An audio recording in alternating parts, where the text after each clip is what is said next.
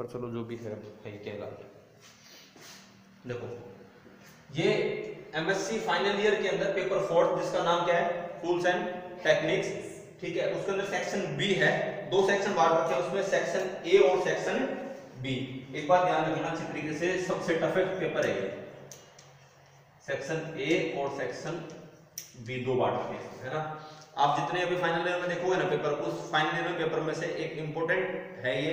और सबसे बड़ी बात, ये टफ पेपर है। टफ पेपर इसलिए है क्योंकि ये जो पेपर है ना, ये सब जगह चलता है। अगर आप एमटेक करेंगे तो वहां भी टूल्स एंड टेक्निक देखने को मिलेगा, अगर एमकॉम करते हैं वहां भी देखने को मिलता है, अगर एमएससी आप लोग जूलॉजी में करते हैं तो वहां भी देखने को मिलेगा, अगर एमएससी बॉटनी में जाएंगे तो भी इसका कुछ पार्ट देखने को मिलेगा। कहने का मतलब ये एक ऐसा पेपर है जहां पर अपने लाइफ में लेबोरेटरी में जो अपन यूज लेते हैं, ठीक है, वो डिफरेंट टाइप के जो इंस्ट्रूमेंट होते हैं उनके बारे में अपन स्टडी करते हैं। तो अब देखो इसके अंदर से जो फर्स्ट पार्ट है ना, ये सेक्शन ए, ये दो पार्ट से बांट रखा है इस पेपर को। कौन से पेपर को? फोर्थ पेपर को, टूल्स एंड टेक्निक्स को। इसमें जो सेक्शन ए है ना, यहाँ पे तो बता रखा है टूल्स के बारे में, ठीक है। सिलेबस खोल के देखोगे आपको मिल जाएगा, इलेक्ट्रोफोरेसिस मिल जाएगा, अल्ट्रासाउंड मिल जाएगा, लाइट माइक्रोस्कोप मिल जाएगा, एक्सरे डिफ्रेक्शन मिल जाएगा, ठीक है, और ऑटोक्लेव मिल जाएगा आप लोगों को इसके अंदर, ठीक है, इलेक्ट्रोफोरेसिस मीटर मिल जाएगा। तो यानी डिफरेंट टाइप्स के टूल्स काम में ले रहे हैं, उसके बारे में तो अपन देखते हैं सेक्शन ए में। यानी इस सेक्शन ए के अंदर अपन क्या देखेंगे कि ये जो टूल्स हैं कौन कौन से होते हैं। सबसे कॉमन टूल का नाम बताओ जो काम में आता है। माइक्रोस्कोप। कौन सा काम में आता है? माइक्रोस्कोप काम में आता है। माइक्रोस्कोप डिफरेंट टाइप के माइक्रोस्कोप होते हैं। अभी तक अपने दो ही देखा, सिंपल माइक्रोस्कोप और कंपाउंड माइक्रोस्कोप। इसके बारे में पता ही नहीं था और कौन कौन से होते हैं, जैसे कि फेज कॉन्ट्रास्ट माइक्रोस्कोप हो गया, ट्रांसमिशन इलेक्ट्रॉन माइक्रोस्कोप हो गया, एसईएम स्कैनिंग इलेक्ट्रॉन माइक्रोस्कोप हो गया। ये इंपॉर्टेंट है एमएससी फाइनल ईयर के अंदर, चाहे राजस्थान यूनिवर्सिटी हो, पंडित दीनदयाल उपाध्याय यूनिवर्सिटी हो, कोई सी भी यूनिवर्सिटी हो, उसमें डेफिनेट इसमें से दो क्वेश्चन आते ही आते हैं। तो इस यूनिट को ढंग से पढ़ लेना, ठीक है। सारे करवा रखे, पुराने लेक्चर्स हैं उसके ऊपर। अब जो ये सेक्शन बी है, ये सेक्शन बी आता है टेक्निक के ऊपर। इसके ऊपर टेक्निक के ऊपर कि अपन जो बायोलॉजी है अपनी, उसके अंदर कौन कौन सी टेक्निक काम में लेते हैं, ठीक है। अब देखो इस सेक्शन बी के अंदर अपन आज जो देख रहे हैं वो देख रहे हैं 4.8, जिसका नाम है इस टॉपिक का 4.8 में सी, जिसका नाम है इंपैक्ट ऑफ आरडीएनए टेक्नोलॉजी, ठीक है। अब इधर देखो, इस पे इंपैक्ट का मतलब क्या होता है? प्रभाव नहीं बोलते, बोले ये इसने अच्छा इंप्रेशन करा या मेरे पे अच्छा इंपैक्ट डाला। इंपैक्ट का मतलब उसका प्रभाव कैसा है अपने ऊपर। अगला आरडीएनए टेक्नोलॉजी। टेक्नोलॉजी का मतलब होता है तकनीक, और आरडीएनए रिकॉम्बिनेंट डीएनए। अब मैं पूछना चाहूं कि रिकॉम्बिनेंट डीएनए क्या होता है? क्वेश्चन आ जाए आपके सामने, व्हाट इज आरडीएनए? रिकॉम्बिनेंट करा हुआ, क्या करा हुआ? रिकॉम्बिनेंट करा हुआ। एक बात तो तुम्हें अच्छी तरीके से पता है कि कोई भी इंफॉर्मेशन मूव किसकी सहायता से होगी? डीएनए की सहायता से होगी। सपोज दैट ये कोई डीएनए पार्टिकल है, ठीक है, तो यही डीएनए पार्टिकल क्या, मैं तो फोन और खराब हो गया बेचारे चक्कर में, इसकी उम्र 1-1.5 साल और चलता भी, अब तो कंडीशन ही हो रही है, ये अब 2-4 महीने पकड़ जाएगी, बहुत बड़ी बात है। देखो ये कोई डीएनए है, नेक्स्ट जनरेशन में ये डीएनए जाएगा, इट मींस इसके अंदर जो इंफॉर्मेशन थी वो इंफॉर्मेशन क्या होगी? इस जनरेशन में चली जाएगी। अब अपन को स्पेसिफिक इंफॉर्मेशन चाहिए, यानी सपोज दैट इसमें कोई जेनेटिक डिसऑर्डर था, तो ये जेनेटिक डिसऑर्डर नेक्स्ट जनरेशन में चला जाएगा। बट अगर मैं इसको रिमूव कर दूं, मान लीजिए ये वो पोर्शन है जहां पर जेनेटिक डिसऑर्डर है, और मैं इसको यहां से क्या कर दूं? रिमूव कर दूं, तो ये क्या नेक्स्ट जनरेशन में जाएगा? नहीं जाएगा। तो यहां पर कैसी जनरेशन प्राप्त होगी? प्योर जनरेशन प्राप्त होगी, ठीक है। एग्जांपल सुना होगा आपने, डोली बैड, ठीक है, बीटी कॉटन, क्या चीज है? स्पेसिफिक टाइप ऑफ डीएनए है, ठीक है, जिसके लिए अपन यूजफुल कंडीशन में उसका यूज करते हैं, ठीक है। तो यहां पर इस चीज को क्या बोलते हैं अपन? आरडीएनए बोलते हैं। क्या बोलते हैं? आरडीएनए। यानी इस प्रकार की टेक्नोलॉजी या आरडीएनए टेक्नोलॉजी का अपने जीवन पर क्या इंपैक्ट पड़ता है, क्या प्रभाव पड़ता है, उसके बारे में अपन इस टॉपिक पे स्टडी करेंगे। अब पहली बात तो ये, दूसरी बात ये क्वेश्चन आ जाएगा, या तो लिखा हुआ आएगा write down the impact of rDNA technology, या क्वेश्चन आएगा write down a short note of rDNA technology, या write down the application of rDNA technology. आगे बात समझ में, यानी ये 3 क्वेश्चन 3 प्रकार से आपके सामने पेपर के अंदर आ सकता है या एग्जामिनेशन के अंदर आ सकता है। तो अब अपन देखेंगे इसके बारे में कि कौन कौन से टाइप्स हैं जिसके बारे में अपन इसकी स्टडी कर सकते हैं, इंपैक्ट ऑफ आरडीएनए टेक्नोलॉजी के बारे में।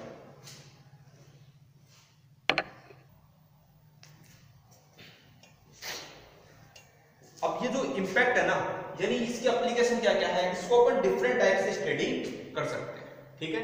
अब देखो आपने इसका नाम जनरली देखा होगा, पहली आती है मॉलिक्यूलर बायोलॉजी, ठीक है। मॉलिक्यूलर बायोलॉजी से क्या मतलब समझते हो आप? अगर आपको कोई कहते हैं कि how can define molecular biology, तो आप क्या समझ रहे हो इस मॉलिक्यूलर बायोलॉजी से? बायोमोलिक्यूल्स, बायोमोलिक्यूल्स का मतलब होता है, ये अच्छी तरीके से याद रखना, कभी भी पूछा जाए बायोमोलिक्यूल्स मतलब डीएनए, आरएनए एंड प्रोटीन, ये सब क्या होते हैं? बायोमोलिक्यूल्स होते हैं, ठीक है।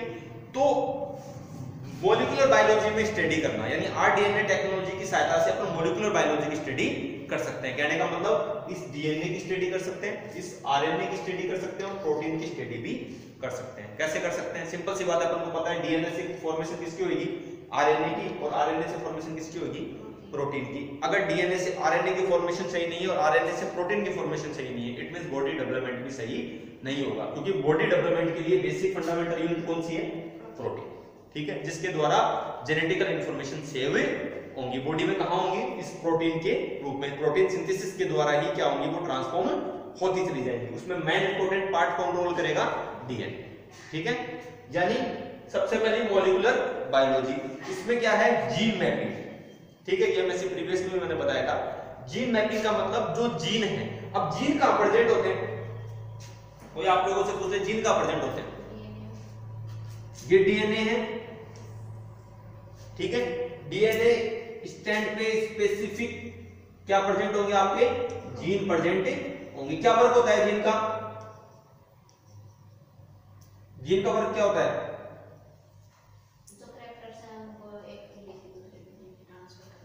जो कैरेक्टर है उनको एक पीढ़ी से दूसरी पीढ़ी में ट्रांसफर करना। अब देखो ये कंफ्यूजन वाली बात है, कैरेक्टर को एक पीढ़ी से, यानी ये समझ में तो आ रहा है ना, इंग्लिश में लिखा हुआ दिक्कत थोड़ी आ रही है। वन जनरेशन से सेकंड जनरेशन या फिर अनदर जनरेशन के अंदर ट्रांसफर करना, ये आप किसका काम बता रहे हो? जीन का। तो भैया फिर डीएनए का काम क्या है?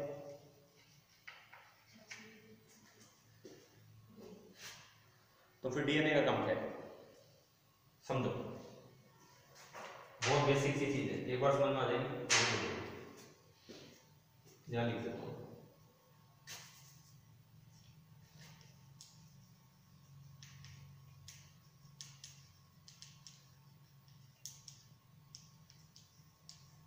रीना की लंबाई 5 फीट है,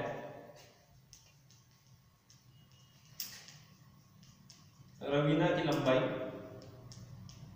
5.5 फीट या 5.5 फीट। इन दोनों चीजों में कॉमन तो क्या है और डिफरेंस क्या है ये बताओ।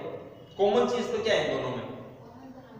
कॉमन तो लंबाई है, इसकी भी लंबाई और इसकी भी लंबाई है। डिफरेंस यहाँ पे 5 फीट है, यहाँ पे 5.5 फीट है, ठीक है। रीना और रवीना भी सेम है, ठीक है, फीमेल है।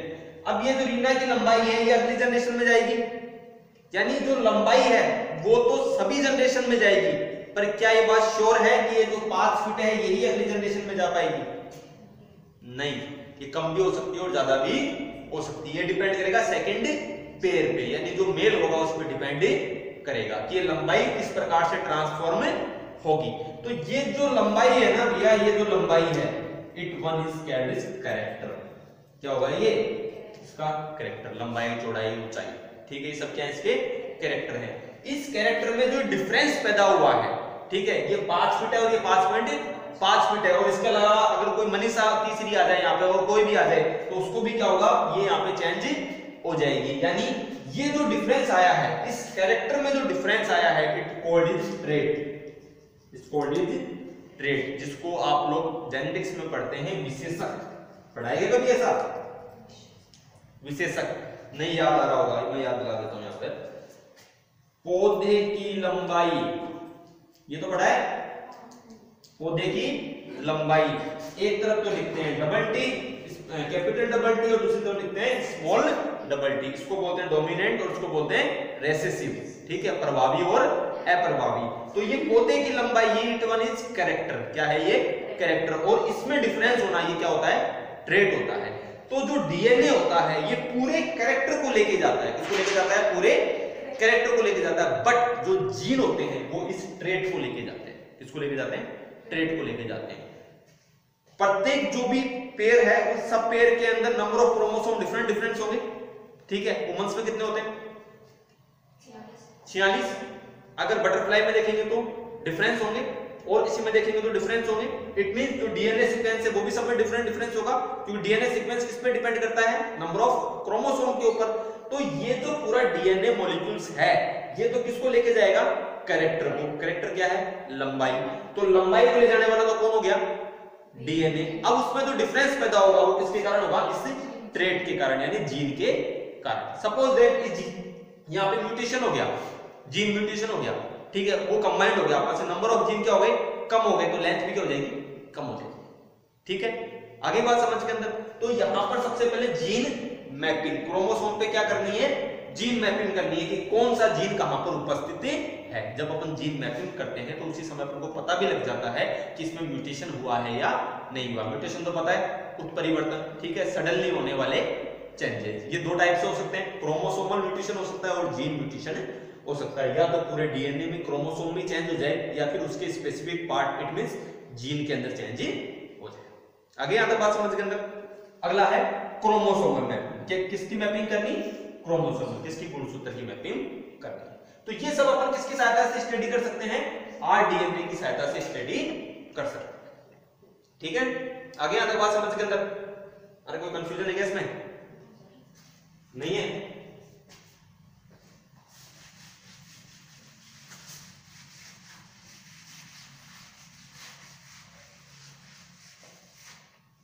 अगला जेनेटिक डिसऑर्डर, कौन सा है, जेनेटिक डिसऑर्डर। तो एक नाम बताओ जेनेटिक डिसऑर्डर। हीमोफीलिया और एड्स,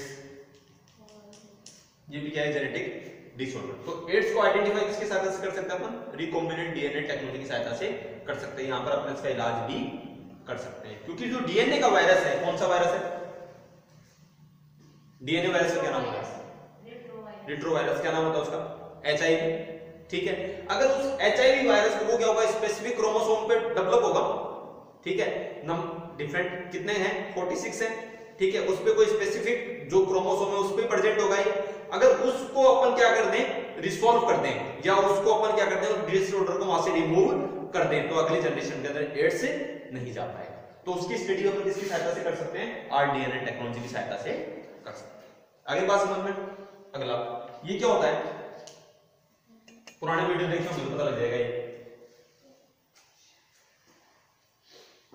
ये क्या चीज होती है, MAB production, monoclonal antibody production. ये तो सबको पता है, मोनोक्लोनल एंटीबॉडी तो चूहे का एक्सपेरिमेंट करते हैं अपन, ठीक है। एक स्पेसिफिक टाइप की एंटीबॉडी का प्रोडक्शन करना for specific type of disease के, ठीक है। मोनो मतलब सिंगल, यानी ये एंटीबॉडी स्पेसिफिक टाइप की डिजीज के लिए ही वर्क करेगी, अदरवाइज डिजीज के लिए वर्क नहीं करती है। अगला जीन थेरेपी, ठीक है। जीन थेरेपी मतलब वही जो मैंने अभी आपको बताया, जो जीन है उनको क्या करना, एक अल्टरनेटेड पेरिड के अंदर लेके आना, एक स्पेसिफिक सीक्वेंस में लेके आना।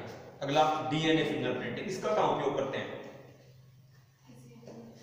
सबसे ज्यादा उपयोग हो रहा है वर्तमान समय में फिंगरप्रिंट को निकालने के लिए, ठीक है। क्राइम साइट से फिंगरप्रिंट को निकालने के लिए, वो तो कहलाती है फिंगरप्रिंटिंग।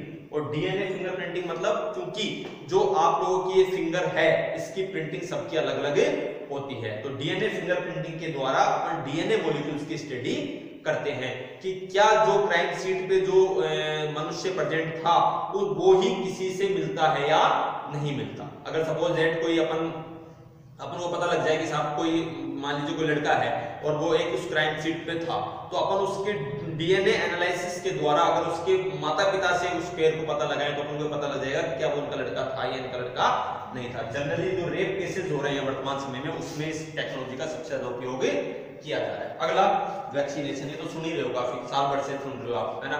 अभी जैसे कोरोना वायरस की वैक्सीनेशन बन रही है, यानी डिफरेंट टाइप के यहाँ पर एनिमल्स को यूज करके या डिफरेंट टाइप के माइक्रो ऑर्गेनिज्म को, वायरस को यूज करके किसका डेवलपमेंट करना, वैक्सीन का डेवलपमेंट करना। अगला क्या है, production of human useful products, किसका जो मानव के लिए उपयोगी पदार्थ है उनका उपयोग करना। सबसे बड़ा फूड आइटम बनाना, ठीक है। किण्वन के द्वारा, अपन फर्मेंटेशन के द्वारा ब्रेड वगैरह का निर्माण करते हैं, खीर का निर्माण करते हैं, सॉरी दही का निर्माण करते हैं। दही का निर्माण कैसे करते हैं, लैक्टोबैसिलस जीवाणु के द्वारा। तो वो सब किसका इंपैक्ट है, आरडीएनए टेक्नोलॉजी का इंपैक्ट है, ठीक है। अगला एग्रीकल्चर प्रोडक्ट के लिए भी बनाना, सबसे ज्यादा यूजफुल हो रहे हैं एग्रीकल्चर प्रोडक्ट के लिए। जैसे सबसे बड़ा एग्जांपल लेते हैं बीटी कॉटन, ठीक है, वो भी क्या है, एग्रीकल्चर प्रोडक्ट है, इसके लिए यूज होता है, आरडीएनए टेक्नोलॉजी के लिए यूज होता है। यानी ऐसी कपास को उत्पन्न करना जिस पर जीवाणुओं का कोई भी प्रभाव नहीं हो, है ना, उसके लिए किसका यूज कर सकते हैं अपन, आरडीएनए टेक्नोलॉजी का यूज कर सकते हैं। तो ये सब क्या थे, इसके इंपैक्ट थे, या फिर मैं ये बोलूं ये क्या सब थे, इनकी एप्लीकेशन थे,